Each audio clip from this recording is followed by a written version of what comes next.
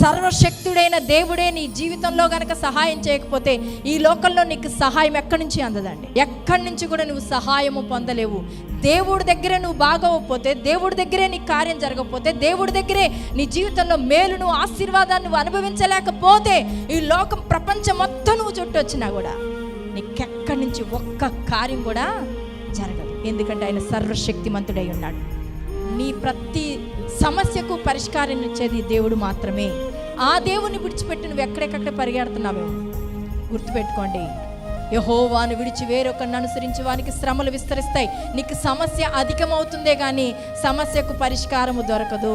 దేవుడి సన్నిధిలో నీకు ఒక శ్రమ కలిగినప్పుడు దేవుణ్ణి ఆశ్రయించే వ్యక్తిగా ఉండాలి. దేవుణ్ణి మాత్రమే హత్తుకునే వ్యక్తిగా ఉండాలి. దేవుణ్ణి వెంబడించే వ్యక్తిగా ఉండాలి. రొట్టెల ఇల్లును విడిచి మోయాబుకు వెళ్ళిన నయోమి సమస్తాన్ని కోల్పోయి మధురం అనే పేరు కలిగిన నయోమి ఇప్పుడు అంటుంది, నా పేరు మారానండి.